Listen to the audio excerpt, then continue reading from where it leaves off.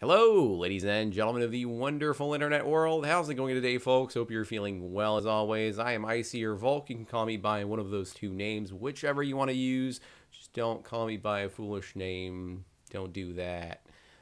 Anyhow, we have finally resurfaced back onto the YouTube realm. It's happening once again. We are slowly getting back on track after not having posted any video whatsoever for the past month and a half, I want to say. The last video I had made was on Final Fantasy Type 0, which is a game that I'm personally excited for. It is finally being localized for North America and Europe after almost 2 years since its Japanese release. It was originally released as a PSP title, and it is now coming for the next-gen consoles, surprisingly. So if you'd like to know all the details about the game itself, its gameplay, its development history, and the localization part of it, make sure to watch the video I had made about it. It's info-based. I received a lot of positive feedback from old viewers and new viewers, so I'm pretty sure you guys will like it. If not, then I can't do anything for you. I'm sorry. But anyway, let's talk about some of the video game news that happened throughout this week. I've had this massive urge to discuss some of these video game news, in particular BlizzCon, which happened from Friday through Sunday this weekend, and a lot of people are getting hyped for the Warlords of Draenor release, which I'm not. I'm actually going to skip Warlords of Draenor. It is the only and last expansion that I'm skipping for sure. I have been unsubscribed from WoW for almost half a year, so I'm trying really hard to not submit myself to the WoW syndrome, which consists of feeling numerous nostalgic memories and symptoms, which I sometimes do have, but then I get myself back to the ground, to reality, and I tell myself how tired I am of playing the same game. It's almost been a decade since I've been a World of Warcraft fan, and to me, WoW lost its charm since Cataclysm, since they made the looking for group system tool for the game. It's not the same game for me anymore. The community doesn't feel as tight-knit and solidified, and I just can't enjoy the game anymore. I've been playing so many MMOs for the past 2 years that I can't even go back to WoW anymore. I'm just like, whatever. It's an MMO. It's lost its charm for me, and I enjoy the game. I'm thankful to Blizzard for having made World of Warcraft, but it's enough of World of Warcraft. Enough of it. I can't do it anymore. But it's definitely a successful game. The most successful MMO of the decade after EverQuest. So yeah, you can't deny that, but I want to play all sorts of other video games, man. I want to discover the whole video game world. I don't want to be stuck with WoW. As much as I am a big WoW fan, I can't do it anymore. Enough about it. But thankfully, Blizzard announced a new title that isn't Warcraft, StarCraft, or Diablo related during BlizzCon. The new title that they came up with is called Overwatch, which is supposedly an FPS title that has Team Fortress 2 and Dota 2 elements mixed together. So the character designs resemble much of MOBA character designs. So you have unique heroes in the game that can perform unique abilities, and some of them have support roles, some of them are assassins, others are tanks, right? So you have these MOBA elements within a Team Fortress environment, right? So people are catching flags or protecting bases, whatever is happening. The maps and the first-person view mode resembles much of...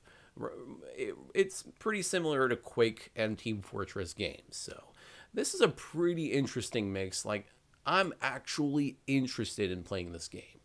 And I mean, I love Blizzard games, and I'm glad that they actually, for the first time, were able to create something new that's not part of the Diablo, StarCraft, or Warcraft worlds, right? So this is a completely new game by Blizzard. And it looks promising, I have to be honest. I signed up for the beta myself, which you can do. It's easy. You just write in your email and you're good to go. Apparently, the beta is starting around the beginning of 2015. So don't expect to try out the beta anytime soon. I saw a news on Majora's Mask, which is a Legend of Zelda game that I have never had the chance to play. It was released about 15 years ago for the Nintendo 64, I believe. Maybe I'm wrong, but it was released a while ago. And I never got the opportunity to play it. I was very young, and I didn't own a Nintendo 64. And guess what? The game is coming up for Nintendo 3DS. This little thing right here, this beautiful handheld console. Well, guess what? Majora's Mask is going to be remade for this baby. And I almost dropped the thing, but I'm extremely excited, guys. A lot of people are complaining that the graphics for the 3DS title aren't going to be phenomenal, and I really could care less about the graphics. And Nintendo is actually like remaking the game, porting it, and making sure that the game is going to be fun to play on the Nintendo 3DS. And honestly, the game does not need a graphical overhaul. It's great as it is. It's supposed to be enjoyed in its originality, and I'm super excited to be trying out a game that's considered a classic, one of the Legend of Zelda classics, and the Legend of Zelda that is supposed to be the creepiest and weirdest of them all.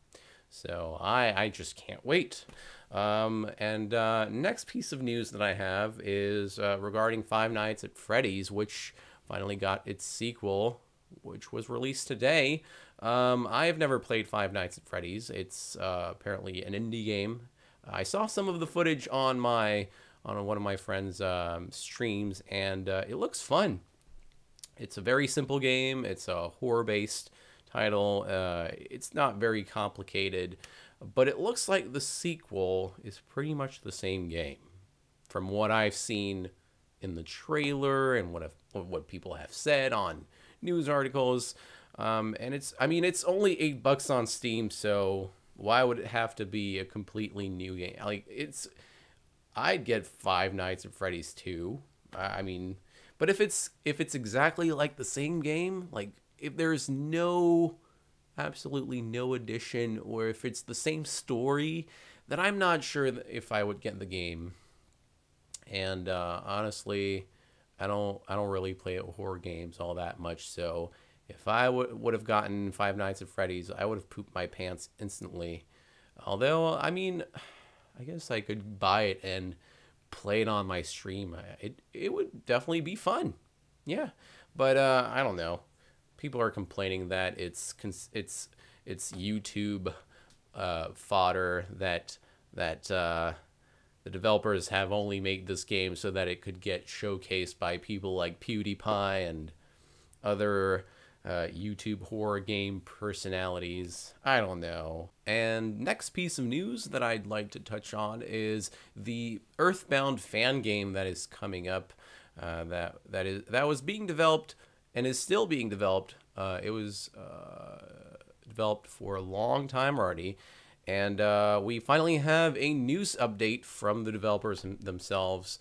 According to them, the game is going to be postponed until 2015. So the game was supposed to release earlier, but now that they have some more development going on and a new development member part of the team, they're delaying the release for the game. And if you didn't know, Mother 4 is a fan-made game. It's not made by Nintendo.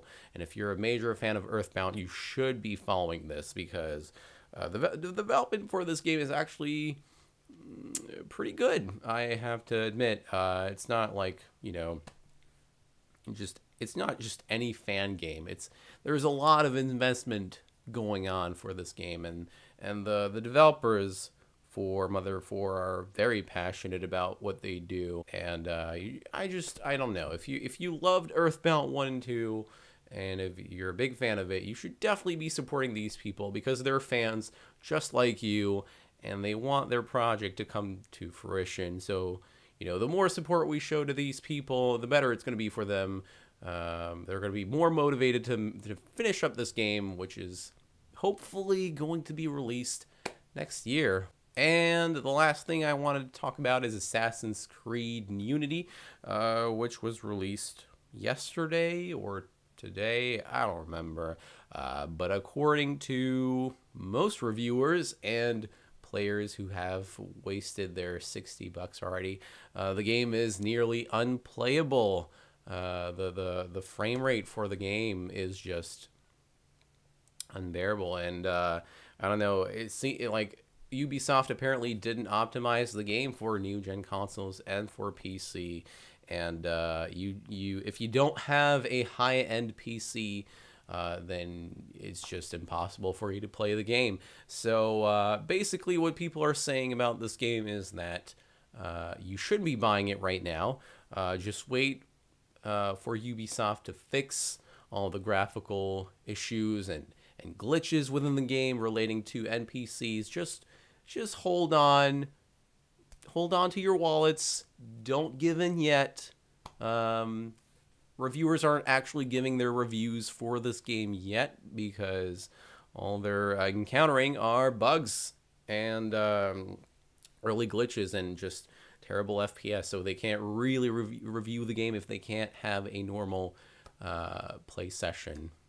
So just hold on. You know, just don't get the game yet and wait for the fixes and look at the reviews after. The real reviews, maybe, if they actually come up.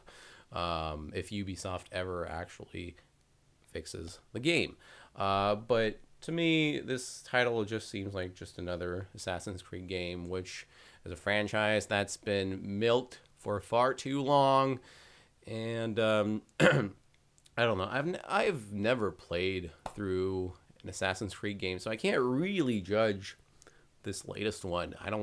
I can't give you my take on it, but I just wanted to mention the whole like launch being terrible for the game, because it is, and yeah, it's just a little warning for you. But anyway, guys, thank you so much for watching this little video that I just made. That's pretty unprofessional. I don't know. I just haven't been able to come up with lots of ideas for YouTube videos for the channel, so this is pretty much what I have in store. But I hope you appreciate this little video, and make sure to stay tuned in for my Twitch channel. I am still streaming actively 3 times a week from Monday through Wednesday, 8 p.m. to 10 or 12 p.m. a.m. Eastern time. I stream League of Legends mainly, so if you'd like to check that out, if you like League of Legends or like playing or watching it, then make sure to head over to that channel, hit the follow button so that you'll know whenever I go live.